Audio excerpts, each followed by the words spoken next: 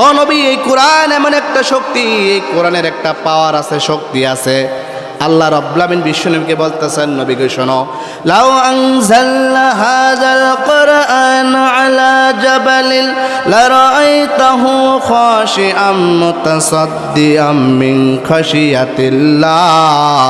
লাউ আনজালনা হাযাল কুরআন, ও নবী, আল্লাহ যখন এই কোরআন নাজিল করেন, ও নবী, লাউ আনজালনা হাযাল কুরআন, যদি এই কোরআন নাজিল হয়, লাউ আনজালনা হাযাল কুরআন আলা জাবালিন, যদি পাহাড়ের ওপর এই কোরআন নাজিল করতেন, লারাআইতাহু, আপনি তখন দেখতেন, লারাআইতাহু খাশিআম মুতাসাদ্দিআম মিন খাশিয়াতিল্লাহ। আল্লাহু আকবার।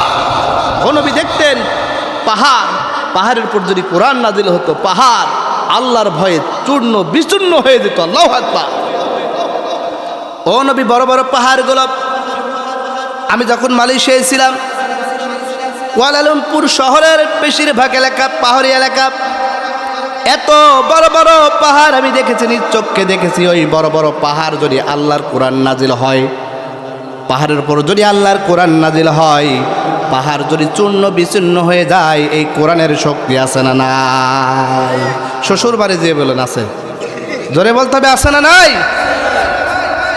ও আমার ভাইরা, আল্লাহ বলেন, আল্লাহর কথা, লাউ আনজালনা হাযাল কুরআন, নবী, যদি এই কোরআন নাজিল করা হতো আলা জাবালিন লারাআইতাহু খাশিআম মুতাসাদ্দিআম মিন খাশিয়াতিল্লাহ।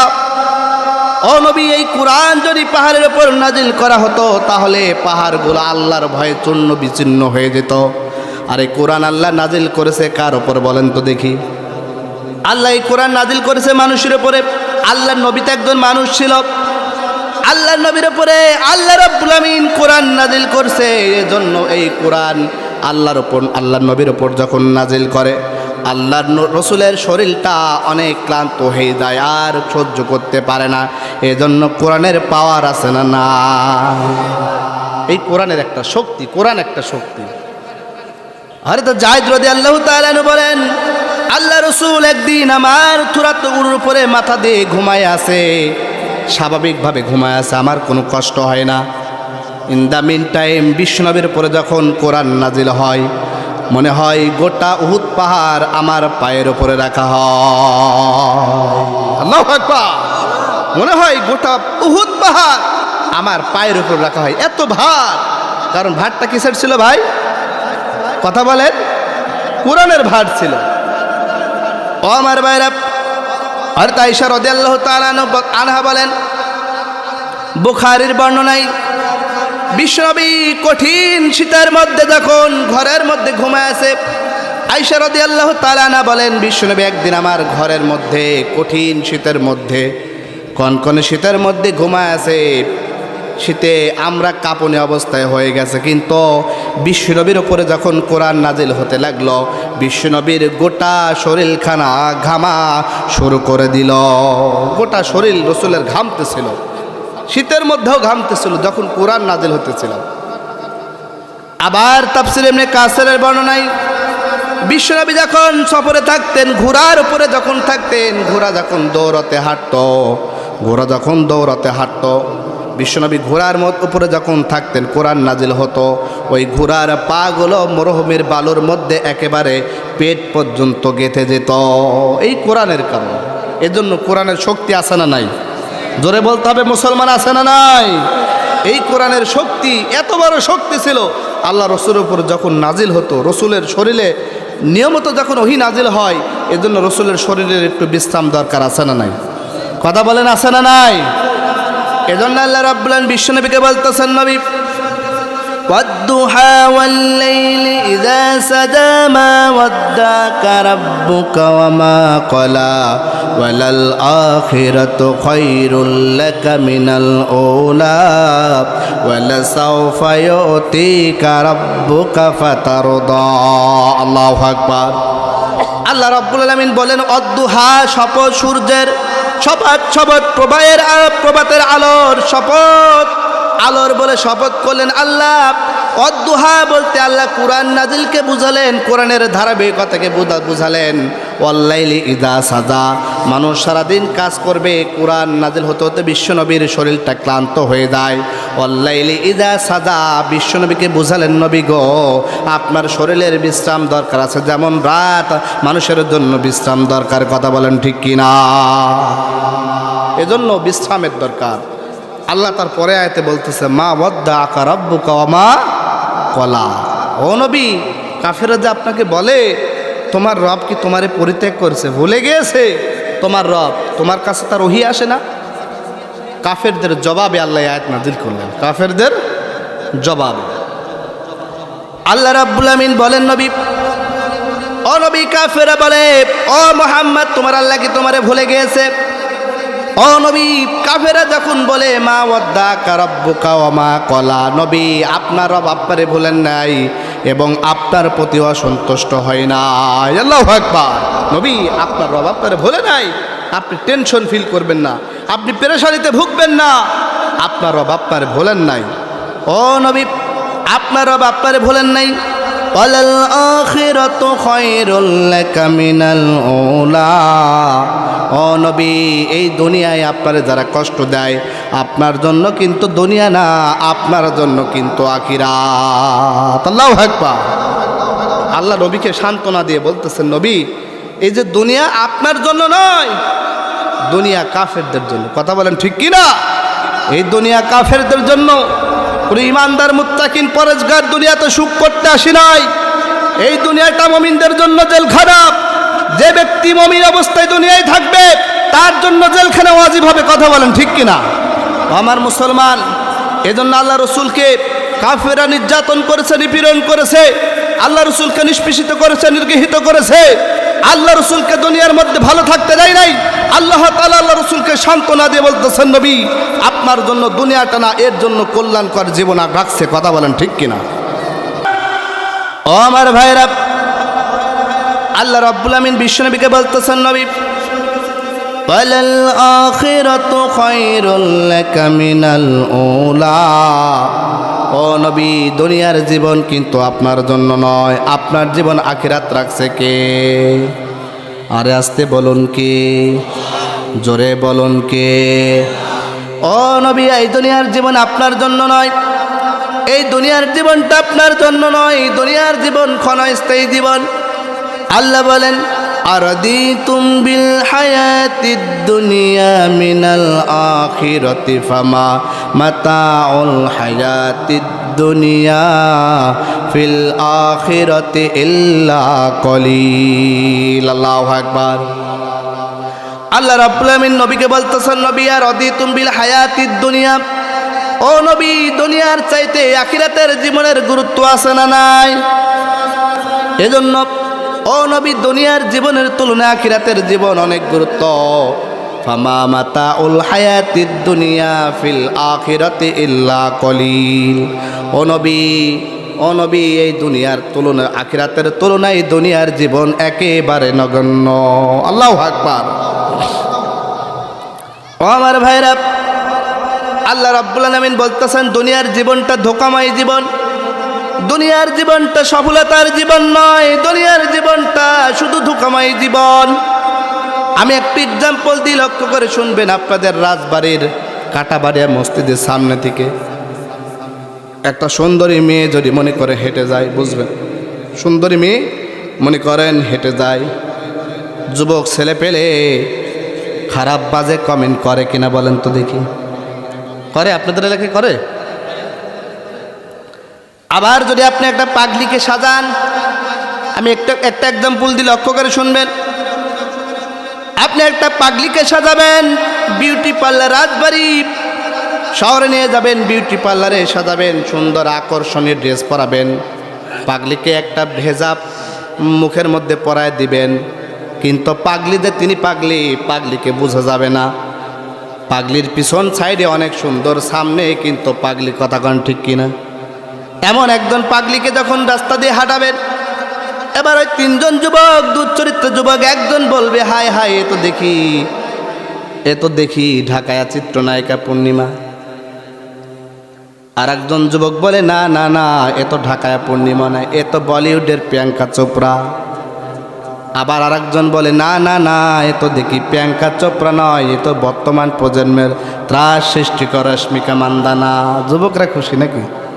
বলেন যুবকরা খুব খুশি, রশ্মিকা মান্দানার কথা শুনলে যুবকরা মহা খুশি।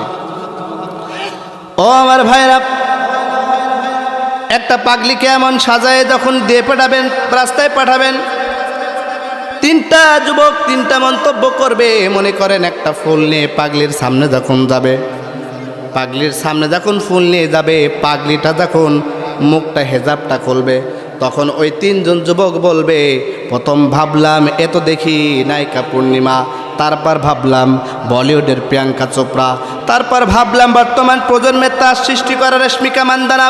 না না, এই প্রিয়াঙ্কা চোপড়া নয়, নায়িকা পূর্ণিমা নয়, বর্তমান প্রজন্মের তার সৃষ্টি করা রশ্মিকা মান্দানা নয়, এ তো দেখতেছি কাটাবাড়ির মসজিদের পাশের পাগলি সকিনা। প্রথমে মনে করলো সুন্দরী নারী, সামনে যে দেখলো পাগলি। আল্লাহ রাব্বুল আলামিন বলতেছেন, নবী এই দুনিয়াটা মানুষের জন্য ধোঁকা, ওই পাগলির মতো কিন্তু ধোঁকা। এই দুনিয়াটা মানুষ পিছন দিক থেকে দেখতেছে, জাকজমক দেখতেছে, বিলাসিতা দেখতেছে, আনন্দ উল্লাস দেখতেছে, আরাম দেখতেছে, কিন্তু এর চাইতে যে এটা পাগলির মতো দুনিয়া, এর চাইতে যে সুন্দর জায়গা আল্লাহ রাব্বুল আলামিন জান্নাত রাখছে। কথা বলেন ঠিক কিনা? জান্নাত রাখছে, এজন্য পাগলির মতো দুনিয়াটা ঢোকা। আল্লাহ বলেন, আমা হাযিহিল হায়াতুদ দুনিয়া হায়াতুদ দুনিয়া ইল্লা লাহবু ওয়া লাইব। আল্লাহ বললেন, নবী গো, এই দুনিয়ার জীবনটা শুধু ছলনাময় আর ধোঁকা ছাড়া কিছুই না। এই দুনিয়ার জীবন কিন্তু সফলতার জীবন নয়। সফলতার জীবন, কথা বলেন, সফলতার জীবন।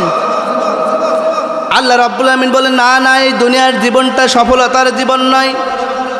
সফলতা হচ্ছে আখিরাতের সফলতা। দুনিয়ার মধ্যে যদি কেউ মনে করেন প্রধানমন্ত্রী হয়ে যায়, কয় বছরের জন্য প্রধানমন্ত্রী হয়?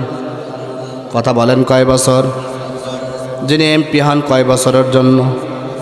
যিনি চেয়ারম্যান হয় কয় বছরের জন্য? 5 বছরের জন্য। যিনি এমপি হলো, যিনি প্রধানমন্ত্রী হলো, যিনি মন্ত্রী হলো, যিনি চেয়ারম্যান হলো, মাত্র 5 বছরের জন্য।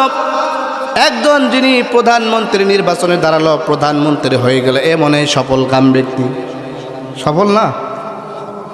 চেয়ারম্যান হলো সফলতা। একজন ডিসি হলে সফলতা মনে করি, একজন এসপি হলে সফলতা মনে করি, এটা কিন্তু সফল নয়। আল্লাহ রাব্বুল আলামিন বলেন, ওয়া ইন্নামা তুআফাউনা উজুরাকুম ইয়াউমাল কিয়ামাতি ফামান যুহজিয়া আনিন নার ওয়া উদখিলাল জান্নাতা ফাকাদ ফাজ। আল্লাহ বলেন, ফামান যুহজিয়া আনিন নার, যাকে জাহান্নামের আগত জাহান্নাম থেকে বাঁচানো হবে, ও উদখিলাল জান্নাহ, যাকে জান্নাতে প্রবেশ করানো হবে, ফাকাদ ফাজ, ওই হচ্ছে সফল কাম। আল্লাহু আকবার। এই হচ্ছে সফল কাম, যাকে জাহান্নাম থেকে বাঁচানো হবে, যাকে জান্নাতে প্রবেশ করানো হবে। এই জন্য দুনিয়ার জীবন সফলতার জীবন নাই, আখিরাতের জীবন সফলতার জীবন, জান্নাতি জীবন সফলতার জীবন। আল্লাহ রাব্বুল আমিন বলেন, লা ইস্তাবি আসহাবুন নার, লা ইস্তাবি, তারা কখনোই সমান নয়। লা ইস্তাবি আসহাবুন নার, যারা জাহান্নামী, ওয়া আসহাবুল জান্নাহ, যারা জান্নাতি, ওয়া আসহাবুল জান্নাতি হুমুল ফাইজুন, যারা জান্নাতি তারাই সফল কাম, যারা জাহান্নামী তারা ব্যর্থ। আল্লাহ রাসূলকে বলতেছেন, লা ইস্তাবি আসহাবুন নার ওয়া আসহাবুল জান্নাহ ওয়া আসহাবুল জান্নাতি হুমুল ফাইজুন, যারা জান্নাতে তারাই সফল কাম। এজন্য ভাইরা, জান্নাতের জীবনটা কেমন জীবন, জান্নাতের জীবনটা কেমন সফল কাম জীবন, একটু লক্ষ্য করে শুনবেন। আল্লাহ রাব্বুল আলামিন বলেন, ওয়াসিকাল্লাযীনা ইত্তাকাউ রাব্বাহুম ইলাল জান্নাতি যুমারা হাত্তা ইযা জাউহা ওয়া ফুতিহাত আবওয়াবুহা ওয়া ক্বালা লাহুম খাযানাতুহা সালামুন আলাইকুম তিবতুম ফাদখুলুহা খালিদিন। আল্লাহ রাব্বুল আলামিন বলেন, ওয়াসিকাল্লাযীনা ইত্তাকাউ রাব্বাহুম ইলাল জান্নাতি যুমারা, আল্লাহ জান্নাতীদেরকে দলে দলে আনা হবে, দলে দলে আনা হবে, জান্নাতীদের সামনে রাখা হবে। ওয়াসিকাল্লাযিনা তাকাউ রাব্বাহুম ইলাল জান্নাতি যুমারা, জান্নাতীদেরকে দলে দলে হাঁকিয়ে হাঁকিয়ে জান্নাতে প্রবেশ করানো হবে। হাত্তা ইযা যাউহা ওয়া ফুতিহাত আবওয়াবুহা, তখন তারা জান্নাতীরা জান্নাতের সামনে যাবে। অফুতিহাত আবওয়াবুহা, তখন জান্নাতের দরজা খুলে দিবেন কে? এজন্য আল্লাহ তাদের জন্য জান্নাতের দরজাগুলো খোলার ব্যবস্থা করে দিবেন।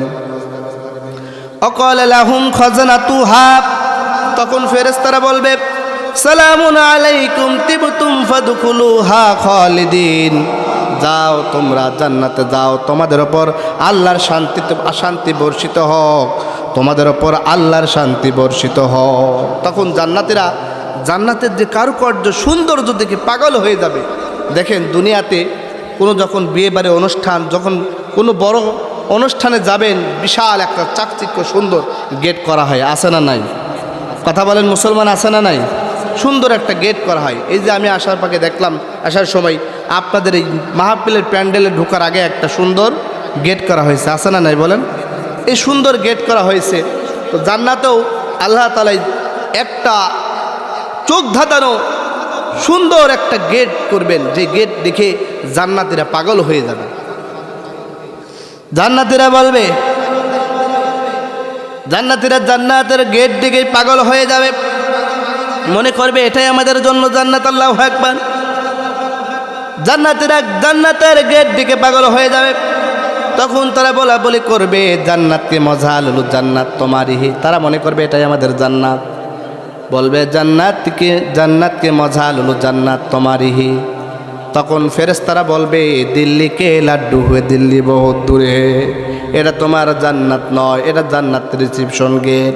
তখন জান্নাতীরা অবাক হয়ে যাবে, কি এটা জান্নাত নয়, জান্নাতের রিসিপশন গেট? এত সুন্দর জায়গা দুনিয়ায় তো কোনোদিন দেখি নাই, এটাই যদি জান্নাতের গেট হয় তাহলে জান্নাত কেমন হবে? তখন ফেরেশতারা তাদেরকে সম্মান করে জান্নাতের মধ্যে নিয়ে যাবে। জান্নাতে যখন জান্নাতীরা দেখবে গোটা প্রাকৃতিক সৌন্দর্যে, জান্নাতে শুধু ফুলের বাগান। কিসের বাগান মুসলমান? ফুলের বাগান। নিচে ফুলের বাগান আর ওপরে ফলের বাগান, নিচে ফুলের বাগান, ওপরে ফলের বাগান। আল্লাহ ওপরে ফলের বাগান কেন দিবেন? জান্নাতীরা নিচের সৌন্দর্য দেখে মুগ্ধ হবে আর ওপরে ফল খাবে। জান্নাতের উপরের সব গাছের গোড়াগুলো, শিকড়গুলো উপরে দিলেন কে? এজন্য আল্লাহ দিলেন, উপরে দিলেন। জান্নাতীরা শুধু নিচ থেকে ফলগুলো ছেড়ে ছেড়ে খাবে। আল্লাহু আকবার। জান্নাতীরা এই ফলগুলো খাবে আর প্রাকৃতিক সৌন্দর্য দেখে মুগ্ধ হয়ে যাবে। এমন সময় আল্লাহ রাব্বুল আমিন জান্নাতীদেরকে ডাকবে। জান্নাতীদেরকে যখন ডাকবে, ডাকার পরে আল্লাহ রাব্বুল আমিন একটা কনফারেন্স রুমে ঢুকাবেন। বিশাল একটা কনফারেন্স রুম। এই কনফারেন্স রুমের মধ্যে সব জান্নাতীকে যখন ঢোকানো হবে, তখন জান্নাতীদের প্রথম কাতার বাই কাতার, স্টেপ বাই স্টেপ বসে যাবে। প্রথম বসবেন আমার বিশ্বনবী মুহাম্মদ। আল্লাহু আকবার। বিশ্বনবী প্রথম বসবেন, তারপরে অন্যান্য নবীরা বসবেন, তারপরে শহীদি, সালিহি, মুত্তাকিন, মুজাহিদরা লাইন বাই লাইন বসে যাবে। এবার আল্লাহ রাব্বুল আমিন পর্দার মধ্য থেকে সব জান্নাতীদের বলবেন, ও জান্নাতীরা, দুনিয়ায় যা তোমাদের আলেম উলামা জান্নাতের বর্ণনা শোনাইছে সব কি তোমরা পেয়েছো? সব কি তোমরা পেয়েছো? একজন জান্নাতি হাত তুলে বলবে, আল্লাহ আমরা সব পাই না। সবাই অবাক হয়ে যাবে, কি আমরা সব পাই নাই? সব নিয়ামত আল্লাহ দিয়েছে, কিন্তু একজন হাত তুলে বলবে আল্লাহ সব পাই নাই। আল্লাহু আকবার বলেন। আল্লাহ সব পাই নাই। সব জান্নাতীরা হা করে তার দিকে তাকায় থাকবে। এবার আল্লাহ রাব্বুল আমিন বললেন, ব্যাপার কি তোমরা সব পাও নাই? ওই ব্যক্তিকে বলা হবে, তুমি কি পাও নাই? ওই ব্যক্তি বলবে, আল্লাহ দুনিয়ার মধ্যে শুনেছিলাম জান্নাতের সবচেয়ে বড় নিয়ামত হচ্ছে আল্লাহর দিদার। আল্লাহু আকবার। আল্লাহ তাদের সৃষ্টিকর্তা রবকে দেখা, এর চাইতে বড় দিদার কিন্তু আমাদের জন্য নাই, বড় নিয়ামত নাই। বিশ্বনবী বললেন, জান্নাতের সবচেয়ে বড় নিয়ামত হবে তার সৃষ্টিকর্তাকে দেখা। তার সৃষ্টিকর্তাকে দেখা জান্নাতের সবচেয়ে বড় নিয়ামত। এজন্য তখন জান্নাতি বলবে, আল্লাহ তোমার তো দিদার এখনো পাই নাই। আল্লাহু আকবার। আল্লাহ রাব্বুল আলামিন তখন কনফারেন্স রুমের তার নূরের পর্দাগুলো সরাইয়া আল্লাহ রাব্বুল আলামিন সামনে আসবেন। আল্লাহু আকবার। আল্লাহ রাব্বুল আলামিন কনফারেন্স রুমের কনফারেন্স শুরু করবেন। প্রথমেই দেখেন বড় বড় দুনিয়ার মধ্যে প্রোগ্রাম হয়, প্রোগ্রামের শুরুতে মহাগ্রন্থ আল কোরআন তেলাওয়াত হয়, আছে না নাই? আল কোরআন তেলাওয়াত হয়, প্রথমেই কোরআন তেলাওয়াত শুরু করা হয়। আল্লাহ রাব্বুল আলামিন দাউদ পয়গম্বরকে ডেকে বলবেন, দাউদ, ও দাউদ, দুনিয়ার মধ্যে তোমাকে আমি সুমধুর কণ্ঠ দান করেছিলাম, আর একটা কিতাব দান করেছিলাম, জাবুর কিতাব। ওই জাবুর কিতাব থেকে যখন তুমি দুনিয়াবাসীকে যখন তেলাওয়াত করতে, দুনিয়ার মানুষগুলো পাগল পারা হয়ে যেত তোমার সুন্দর কণ্ঠ দিয়ে। আজকে তুমি জান্নাতীদের সামনে আল্লাহর কোরআন তেলাওয়াত করবা। এখানে বিভিন্ন দুইটা বর্ণনা আছে। দাউদ আলাইহিস সালাম প্রথমেই সূরা মুজ্জামিল তেলাওয়াত করবেন, আরেকটা বর্ণনায় সূরা তোহা, তোহা মা আনজালনা আলাইকাল কোরআনা লিতাশকা।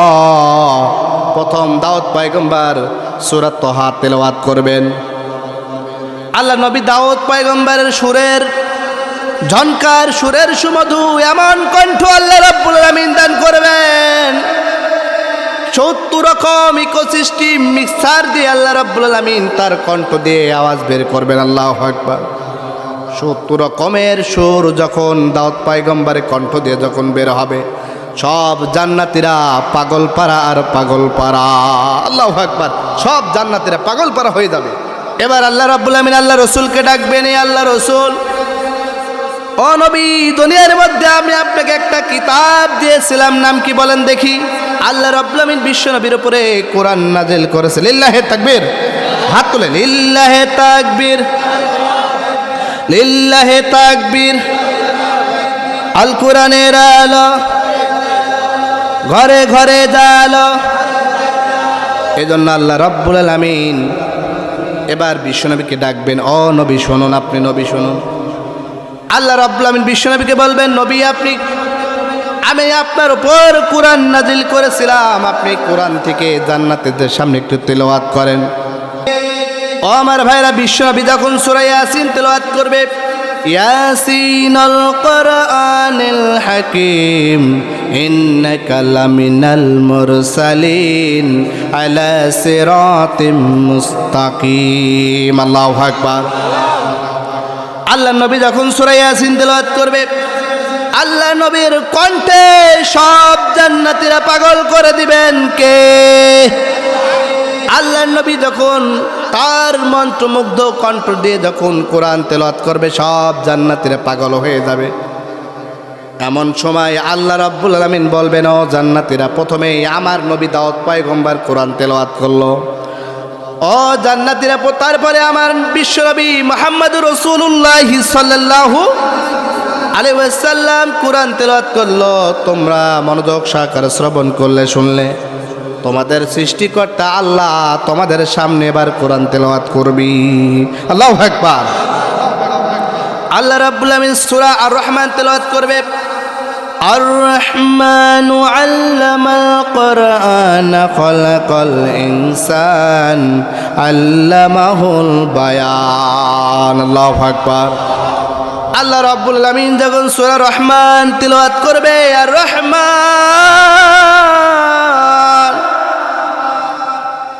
আর রহমান আল্লামাল কোরআন।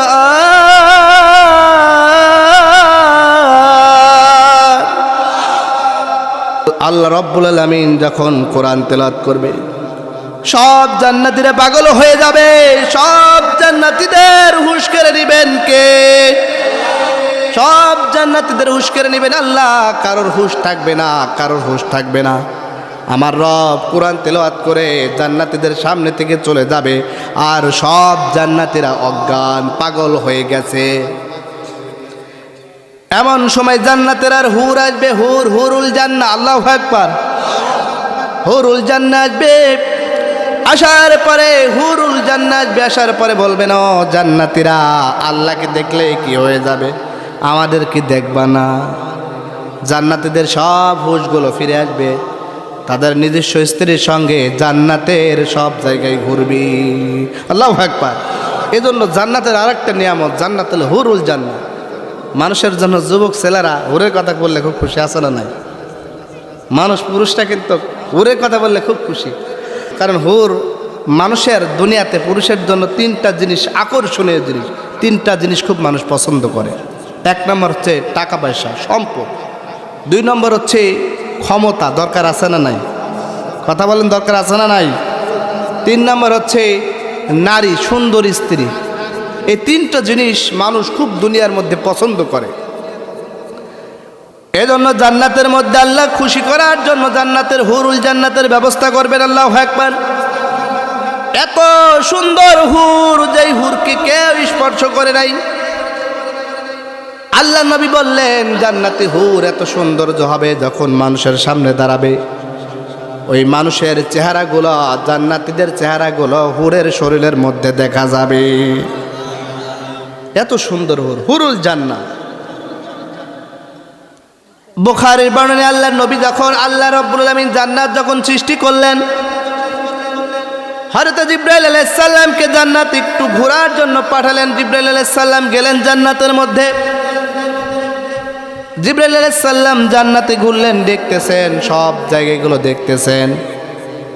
এমন সময় জিবরাইল আলাইহিস সালাম সামনে একজন মহিলা, জান্নাতের হুর, জান্নাতের হুর মিষ্টি মুস্কি হাসি দেওয়ার সময় দাঁতে দাঁতে ঘর্ষণ লেগে যতটুকু নূর বের হয়, ওই নূরের ঝলকানিতে জিবরাইল আলাইহিস সালাম অজ্ঞান হয়ে যায়। এত সুন্দর হুর, অজ্ঞান হয়ে যায় জিবরাইল আলাইহিস সালাম। এজন্য ভাইরা, আল্লাহ রাব্বুল আলামিন জান্নাতের জন্য হুরের ব্যবস্থা করবে। এই জান্নাতীদের হুরদের নিয়ে, স্ত্রীদের নিয়ে যখন জান্নাতীরা ঘুরতে বের হবে, ঘুরতে ঘুরতে সামান্য পরিমাণ পানি একটু তৃষ্ণা অনুভব করবে। দুনিয়ায় আমরা যে তৃষ্ণা অনুভব করি এমন তৃষ্ণা কিন্তু নাই, সামান্য তৃষ্ণা অনুভব করবে। এজন্য তৃষ্ণা মেটানোর জন্য জান্নাতীদের আল্লাহ তাআলা পানির ব্যবস্থা করছে কিনা? আছে না নাই? জান্নাতীদের জন্য আল্লাহ পানির ব্যবস্থা করবে, 4 ধরনের পানি। কয়টা? জোরে বলুন কয়টা? আরও জোরে, জোর হলো না। আল্লাহ জান্নাতীদের জন্য 4 ধরনের পানির ব্যবস্থা করবে। এক নাম্বার হচ্ছে মিনারেল ওয়াটার, মানে সাদা পানি, যেটা আপনারা খান। এক নাম্বার হচ্ছে মিনারেল ওয়াটার, যেটা আপনারা খান। 2 নম্বর হচ্ছে মিল্ক ওয়াটার, দুধের নহর আল্লাহ তৈরি করবেন। আল্লাহু আকবার। 3 নম্বর পানির ব্যবস্থা করবেন আল্লাহ হানি ওয়াটার। হানি মানে কি জানেন তো? মধুর নহর আল্লাহ তৈরি করে দিবেন। 4 নম্বর হচ্ছে মদের নহর। মানুষ তো খুব খুশি, মদের নহর নাকি? জান্নাত আবার মদ খাবেন? খাবেন মদ? খাবেন নাকি? খাবেন না? হ্যাঁ, সকলেই খাবো। তবে জান্নাতের মদ দুনিয়ার মদের মধ্যে নয় কিন্তু ভাই।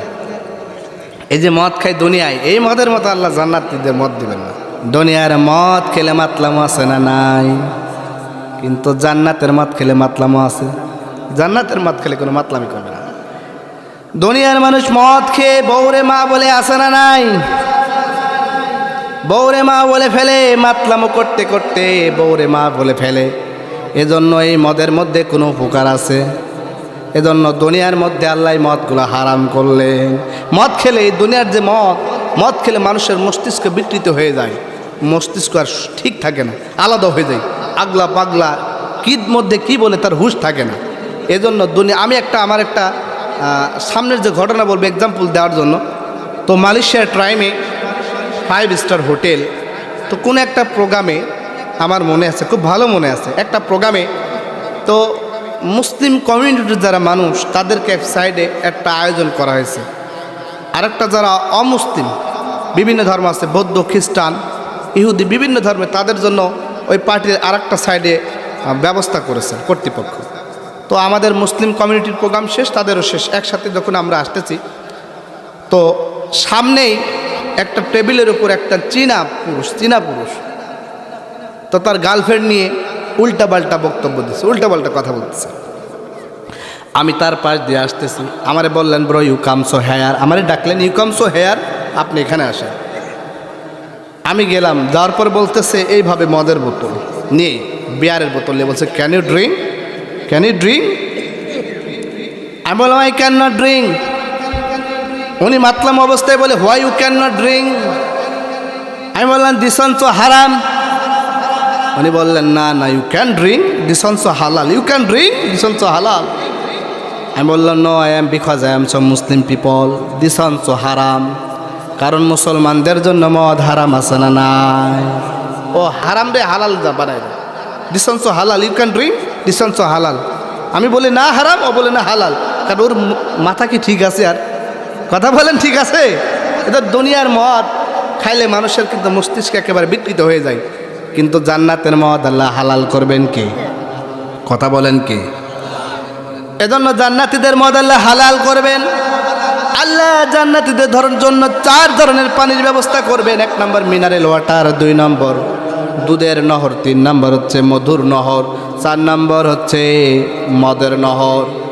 এই পানিগুলো যখন খাবে আল্লাহ সমস্ত তৃষ্ণাগুলো মিটাইয়া দিবে, সব তৃষ্ণা মিটে যাবে জান্নাতীদের। আল্লাহ এজন্য জান্নাতীদের বর্ণনা দিয়ে আল্লাহ বলতেছেন ইন্নালিল মুত্তাকিনা মাফাজা হাদাইকা ওয়া আনাবা ওয়া কাওয়াইবা আতরাবা ওয়া কাসান দিহাকা। আল্লাহু আকবার। আল্লাহ রাব্বুল আলামিন জান্নাতীদের বর্ণনা দিয়ে বলতেছেন মুত্তাকিরা সফলতা পায়। ইন্নালিল মুত্তাকিনা মাফাজা, নবী যারা মুত্তাকিন তাদের জন্য সফলতা রেখেছেন জান্নাতে কে? আল্লাহ রাব্বুল আলামিন জান্নাতে মুত্তাকিদের জন্য সফলতা রেখেছেন। এজন্য জান্নাত চান কে? একটু আল্লাহরে হাত তুলে দেখা। আল্লাহ আমরা জান্নাত চাই, চান তো ভাই?